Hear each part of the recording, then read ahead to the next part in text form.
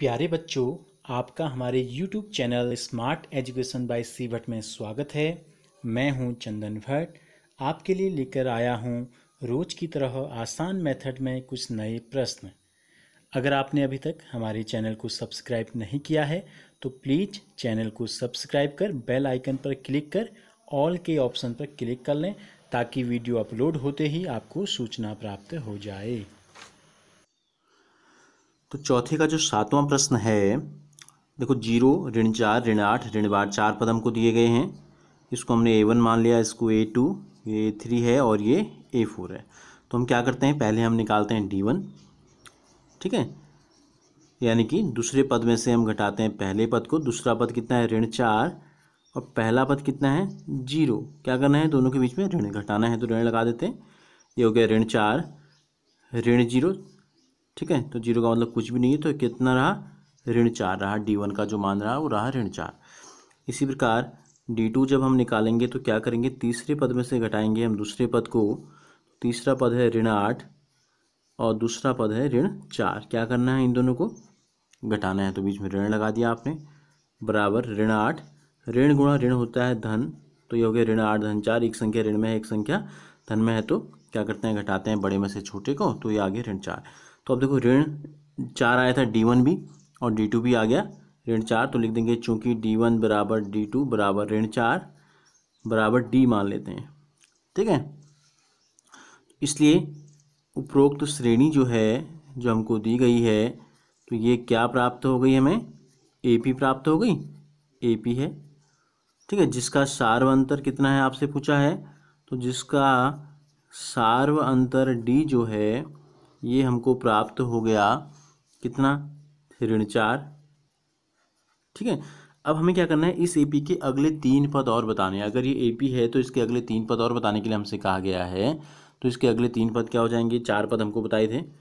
पांचवा पद हो जाएगा A4D, ठीक है। A का मान 0 है, पहला पद है इसका 0 प्लस 4, D की जगह रख देंगे ऋण 4।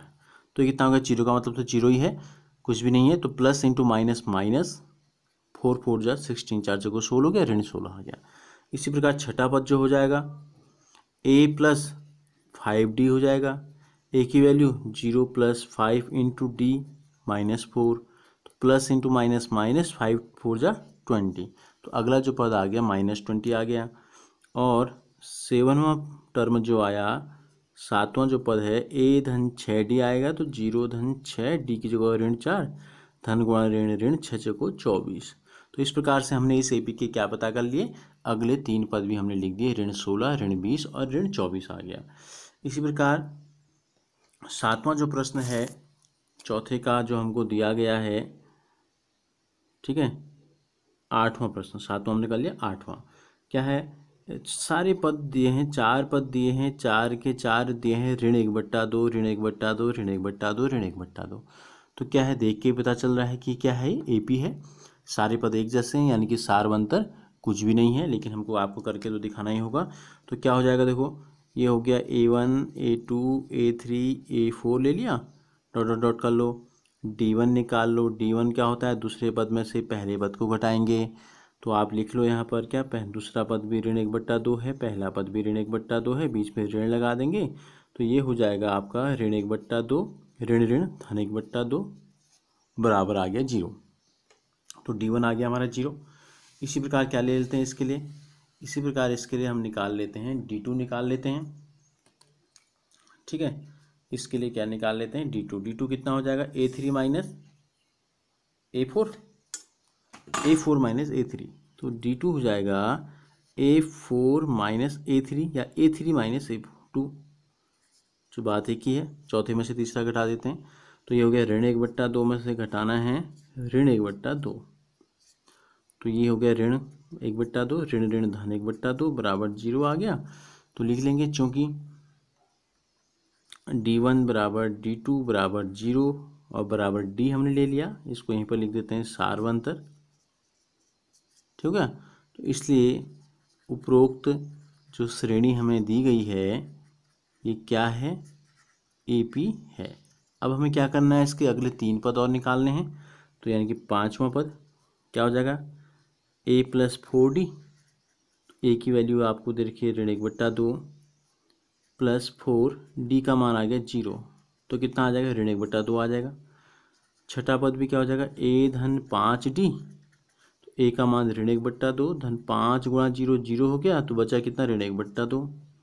सातवां पद भी कितना हो जाएगा ए धन 6d, तो ए का मान ऋण 1/2 धन की जगह धन 6 गुणा डी का मान 0, तो ये भी आ गए ऋण 1/2। तो इसलिए इस एपी के तीनों पद जो आ गए हमारे क्या आ गए ऋण 1/2 ऋण 1/2 और ऋण 1/2 आ गए। अब इस एपी में यानी इस चौथे सवाल में जो हमको प्रश्न दिया गया, नवा जो सीरीज इसकी दी गई है श्रेणी, वो है 1,3,9,27। ठीक हो गया। तो हम क्या ले लेते हैं, A1 A2 A3 A4 ले लें। तो A1 A2 A3 A4 D1 निकालते हैं, क्या आ जाएगा, दूसरे पद में से पहले पद को घटाते हैं, 3 में से 1 जाएगा, कितना आ गया 2 आ गया। D2 निकालते हैं, तीसरे पद में से दूसरा पद घटा देते हैं, तीसरा पद 9 है, दूसरा पद 3 है, तो कितना आ गया 6 आ गया। अब देखो चूंकि D1 is not equal to D2, D1 2 आया है, D2 6 आया है, दोनों बराबर नहीं है, तो इसलिए उपरोक्त जो हमको श्रेणी दी गई है ये AP नहीं है। अगर AP नहीं है तो हमें फिर कुछ नहीं करना है, AP है ही नहीं तो हम इसको इसके अगले 3 पद नहीं निकाल सकते हैं, तो इसको छोड़ देना आपको। तो इसका जो 10वां हमको दिया गया है, 10वां प्रश्न जो इसमें हमें दिया गया है वो है A 2A 3A 4A dot dot dot आपको दिया गया है। तो इसी प्रकार हम क्या कर लेंगे, आप इसको भी हल कर लेंगे। देखो D1 दूसरे पद में से पहले पद को घटा देते हैं, कितना आ जाएगा A आ जाएगा। D2 तीसरे पद में से दूसरे पद को घटा लेंगे, कितना आ जाएगा A आ जाएगा। चूंकि D1 और D2 बराबर हैं और इन दोनों का मान आ गया A, इसको हमने D मान लिया सार्वंतर। ठीक हो गया। तो ये श्रेणी क्या है, AP है। इसलिए जो श्रेणी हमको दी गई है उपरोक्त श्रेणी, तो क्या लिख लेंगे, हम लिख लेंगे उपरोक्त श्रेणी AP है। AP है तो इसके अगले 3 पद हमको और बताने हैं।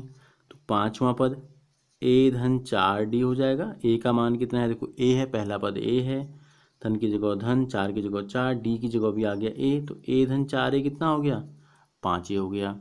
इसी प्रकार इसका जो छठा पद हम निकालेंगे, कितना हो जाएगा A धन 6D, तो A का मान A ही है, पहला पद A ही है, 6 की जगह 6, D की जगह भी A है, A और 6A जोड़ेंगे तो कितना हो जाएगा 7A हो जाएगा। ठीक है, ये 4A था, 5A आ गया। अच्छा ये हमने क्या लिखा, छठा पद जो है ये होगा 5D। ठीक है, A धन 5D होगा, तो 5A और A कितना हो गया 6A हो गया।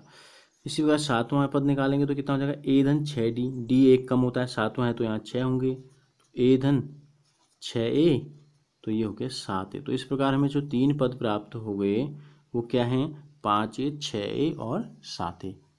जो श्रेणी हमको दी गई है ये है, तो हम क्या करते हैं, सार्वंतर पहला निकालेंगे तो दूसरे में से क्या घटाएंगे, पहला पद घटाएंगे, तो ये कितना हो A² माइनस A का मतलब है A गुणा A माइनस A हो गया। तो देखो क्या है, ऋण से पहले और ऋण के बाद दोनों में A कॉमन है, A बाहर ले लेंगे, पहले में बचा A, दूसरे में कुछ नहीं बचा तो A बन जाए A हो गया, तो ये हमारा D1 आ गया। इसी प्रकार D2 क्या करेंगे, तीसरे पद में से घटाएंगे दूसरे पद को, तो क्या हो गया A की घात 3 का मतलब है A की घात 2 को A से गुणा करेंगे तो A की घात 3 आएगा, तो A की घात 2 जो दोनों पदों में है तो बाहर ले लेंगे, क्या बचा A ऋण 1।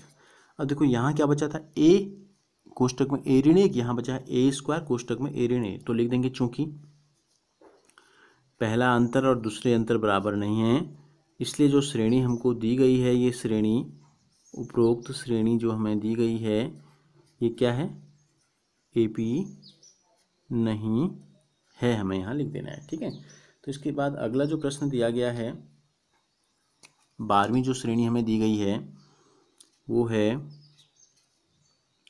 √2 √8 √18 √32 हमको दिया गया है। ठीक है, तो वही काम हमको करना है। 4 पद जो हमको दिए गए हैं क्या है, ये पहला है, ये दूसरा है, ये तीसरा है और ये चौथा है, एंड सो ऑन, इसी प्रकार चलते रहेंगे। तो पहला अंतर जब हम निकालेंगे तो क्या करेंगे, दूसरे पद में से घटाएंगे पहले पद को, दूसरा पद है √8 और पहला पद है √2, तो क्या करेंगे, देखो √8 को सरल करेंगे, सरल का मतलब 8 के गुणनखंड हम कर देते हैं। देखो 8 के क्या होंगे, 2 दूनी 4 दूनी 8 हो जाएगा, तो ये बच गया 2। अब क्या है, 2 का एक जोड़ा बना तो 2 बाहर आ गया, अंदर क्या बचा 2 रूट 2, बाहर आ गया 2, अंदर बचा केवल रूट 2, ऋण रूट 2। तो ये जो रूट 2 हमको पीछे दिखाई दे रहा है, कितने रूट 2 हैं, ये 1 रूट 2 है। अगर हम इसको ऐसे लिखना चाहें तो हम इसको ऐसे भी लिख सकते हैं। तो 2 रूट 2 में से अगर 1 रूट 2 चले गया तो कितना बचा, केवल 1 रूट 2 बच गया। तो D1 का मान आ गया रूट 2। इसी प्रकार D2 जब हम निकालेंगे तो तीसरे पद में से हम घटा देंगे दूसरा पद। तीसरा पद हमको दिया गया है रूट 18 और दूसरा पद हमको दिया गया है रूट 8। ठीक है, तो रूट 8 का मान तो अभी हमने निकाला है, 2 रूट 2, बार बार लिखने की जरूरत नहीं है। तो हम 18 को हम लिख सकते हैं 3 या 9 दूनी 18, और 8 को हमने लिखा अभी 2 रूट 2। तो 3 का जोड़ा बना, 3 बाहर आ गया, तो क्या हो गया, 3 रूट 2 में से 2 रूट 2 अगर चले जाएगा तो कितने रूट 2 बच गए, 1 रूट 2 बच गए। तो इस प्रकार हमने देखा कि D1 और D2 दोनों बराबर हैं और दोनों का मान रूट 2 के बराबर है, और ये रूट 2 किसके बराबर हो गया, हमने इन दोनों, क्योंकि सारे अंतर एक जैसे होंगे तो इसलिए हमने इसको D मान लिया। ठीक है, तो इसलिए इसको चौकी कर लेते हैं, चौकी D1 बराबर D2 बराबर, इसलिए जो श्रेणी हमको दी गई है ऊपर, ये श्रेणी जो है क्या है, ये AP है। ये श्रेणी जो है AP है। अब AP है तो हमें क्या करना है, इसके आगे के 3 पद हमें और निकालने हैं। तो कैसे आएंगे आगे के 3 पद, देखो 4 पद हमको दिए गए हैं, तो कौन सा निकालेंगे, पाँचवा पद निकालेंगे तो क्या हो जाएगा, A + 4D हो जाएगा। तो A की वैल्यू जो है, पहला पद जो हमको दिया है इस श्रेणी में रूट 2 दिया है, 4 की जगह 4, और D की जगह कितना आ गया, रूट 2। तो कितना हो गया, रूट 2 धन 4 रूट 2 करेंगे तो कितना हो जाएगा, 5 रूट 2 हो जाएगा। इसी प्रकार का जो छठा पद निकालेंगे तो कितना हो जाएगा, A धन 5D, A की जगह रूट 2, धन की जगह धन, 5 की जगह 5, D की जगह भी रूट 2, 5 में अगर 1 जोड़ देंगे तो ये हो जाएगा 6 रूट 2। इसी प्रकार जो इसका सातवां पद होगा, ये हो जाएगा A धन 6D, तो A की जगह रूट 2, 6 की जगह 6, D की जगह रूट 2, 6 में 1 जोड़ेंगे तो 7 रूट 2। तो इस प्रकार इस AP के अगले जो 3 पद हमने निकाले वो थे 5 रूट 2, 6 रूट 2 और 7 रूट 2 आ गए। 13वीं जो श्रेणी हमको दी गई है क्या है, रूट 3, रूट 6, रूट 9 और रूट 12। तो क्या कर लिया हमने, पहला दूसरा तीसरा चौथा पद ले लिया। तो पहला जब सार्वंतर निकालते हैं तो क्या करते हैं, दूसरे पद में से पहले पद को घटाते हैं। दूसरा पद है रूट 6 और पहला पद है रूट 3। तो देखो रूट 6 के अगर हम गुणनखंड कर देंगे तो कितना आ जाएगा, रूट 2 गुणा रूट 3 आ जाएगा। इसको हम लिख सकते हैं 2 गुणा 3, 2 3 6, या इसको और सरल करें तो हम इसको ऐसे भी लिख सकते हैं, देखो रूट 2 गुणा रूट 3 ऋण रूट 3। देखो 2 और 3 दोनों रूट के अंदर हैं तो हमने ऐसे भी तोड़ सकते हैं। अब देखो दोनों पदों में क्या कॉमन है, रूट 3 पहले भी है ऋण के और ऋण के बाद भी है, बाहर ले लिया हमने, तो यहाँ बच गया रूट 2 और यहाँ बच गया रूट 3 बन जा रूट 3 हो जाएगा, इतना आ जाएगा। इसी प्रकार दूसरा सार्वंतर जब हम निकालेंगे तो क्या करेंगे, तीसरे पद में से घटाएंगे हम दूसरे पद को। तीसरा पद हमको दिया है रूट 9 और दूसरा पद हमको दिया है रूट 6। तो देखो रूट 9 को हम क्या लिख सकते हैं, रूट 3 3 3, इसको हम लिख सकते हैं रूट 3 गुणा 2, ये हो गया रूट 3 गुणा रूट 3, और ये हो गया रूट 3 गुणा रूट 2। अगर हम रूट 3 कॉमन ले लें दोनों से तो हमें क्या प्राप्त होगा, रूट 3 कॉमन लिया तो पहले कोष्टक में आपका ऋण से पहले में बचा ऋण 3 और यहाँ बच गया रूट 2। अब देखो दोनों की तुलना करो, D1 और D2 की तुलना करो, तो हमने देखा कि D1 और D2 बराबर नहीं है। बराबर क्यों नहीं है, देखो पहला पद रूट 3 तो ठीक है, लेकिन कोष्टक के अंदर यहाँ रूट 2 ऋण 1 है और यहाँ रूट 3 ऋण रूट 2 है। तो क्या हो जाएगा सीधे सीधे, इसलिए उपरोक्त जो श्रेणी हमें दी गई है ऊपर, ये AP है ही नहीं। ये AP नहीं है तो हमें इसके अगले 3 पद बताने की आवश्यकता नहीं है। अगर AP होती तो हम इसके अगले 3 पद और हम बताते, ठीक हो गया। तो इसका जो 14वां प्रश्न हमें दिया गया है, यह है पहले की घात 2, दूसरे की घात 2, तीसरे की घात 2, नहीं पहले की घात 2, और उसके बाद हमें दिया गया है तीसरे की घात 2, ठीक है। फिर है 5 की घात 2 और फिर है 7 की घात 2 और डॉट डॉट डॉट, इस प्रकार से संख्याएं चल रही हैं। तो ये हो गया पहला पद और ये हो गया दूसरा पद, ये हो गया तीसरा और ये हो गया चौथा। अब हमें क्या करना है, हमें तो निकालना है अंतर। हमें देखना है कि सार्वंतर बराबर है या नहीं है। तो दूसरे पद में से पहले पद को हम घटाएंगे। पहला पद है 3 की घात 2 ऋण 1 की घात 2। 3 की घात 2 का मतलब कितना हुआ, 3 गुणा 3, 3 गुणा 3 हो गया 9 और 1 गुणा 1 हो गया 1, 9 में से 1 गया 8 आ गया। दूसरा सार्वंतर हम देखते हैं क्या करते हैं, तीसरे पद में से हम घटाएंगे दूसरे पद को। तो तीसरा पद है 5 की घात 2 और तीसरा है 3 की घात 2। तो 5 गुणा 5 हो गया 25, 3 गुणा 3 हो गया 9, 25 में से 9 घटाएंगे तो आ जाएगा 16। ठीक है। अब देखो D1 आया है 8 और D2 आ गया 16, तो क्या D1 और D2 बराबर हैं? नहीं, D1 और D2 बराबर नहीं है। तो इसलिए जो श्रेणी हमको ऊपर दी गई है 1 की घात 2, 3 की घात 2, 5 की घात 2, ये श्रेणी AP नहीं है। AP नहीं है तो इसके अगले 3 पद बताने की हमें ज़रूरत भी नहीं है। तो इसी का जो 15वां श्रेणी हमको इसमें दी गई है, तो 15वीं जो श्रेणी है वो है 1 की घात 2, 5 की घात 2, 7 की घात 2, ठीक है। ये हमको श्रेणी 1 दी गई है। तो क्या ये AP है? तो देख लेते हैं। ये हो गया पहला पद, ये हो गया दूसरा पद, ये हो गया तीसरा, और इसी प्रकार के अन्य पद आगे को चलते रहेंगे। तो हमको निकालना है पहला सार्वंतर D1 जो होगा, मतलब खाली अंतर, सार्वंतर नहीं कह सकते अभी, सार्वंतर तब होगा जब सभी में समान होगा। तो पहला दो पदों का जो अंतर है A2 - A1, 5 की घात 2 ऋण 1 की घात 2, 5 गुणा 5 होता है 25, 1 गुणा 1 होता है 1, ये आ गया 24। इसी प्रकार D2 हम निकाल लेंगे। क्या करेंगे? तीसरे पद में से घटाएंगे दूसरे पद को। तीसरा पद है 7 की घात 2 और दूसरा पद है 5 की घात 2। 7 गुणा 7 होगा 49, 49, 5 गुणा 5 हो जाएगा 25। तो 49 में से अगर 25 घटाएंगे तो कितना आ जाएगा? 9 में से 5 गया 4, 4 में से 10 गया 2। तो देखो D1 और D2 क्या आ गए? बराबर आ गए। ठीक हो गया। तो इसलिए चूंकि D1 बराबर D2 बराबर D बराबर कितना आ गया? 24। ये हो गया हमारा सार्वंतर। अब हम इसको क्या कह सकते हैं? सार्वंतर कह सकते हैं। और इसलिए जो AP है, इसलिए जो श्रेणी हमको दी गई है ऊपर, हम ये लिख देते हैं, इसलिए श्रेणी क्या है? AP है। अब AP है तो इसके हमें क्या करने पड़ेंगे? अगले 3 पद हमें और निकालने होंगे। तो इसका चौथा पद भी हमको दिया है 73 है। ठीक हो गया। हमें क्या करना है? इसके अगले 3 पद हमको बताने हैं। तो अगले 3 पद क्या हो जाएंगे? देखो यहीं पर हम निकालने की कोशिश करते हैं। 5वां पद निकालेंगे तो क्या हो जाएगा? A धन 4D। तो A का मान है 1 की घात 2, 1 की घात 2 का मतलब कितना हुआ? 1 एकम 1, 4 की जगह 4, D का मान आ गया 24। तो ये हो गया 1 धन 4 चौको 16, 4 दूनी 8, 1 9, 96 में 1 जोड़ेंगे तो अगला पद आ जाएगा 97। इसी प्रकार छठा जो पद हो जाएगा A धन 5D हो जाएगा। या हम सीधे सीधे क्या कर सकते हैं? 97 में 24 भी जोड़ सकते हैं।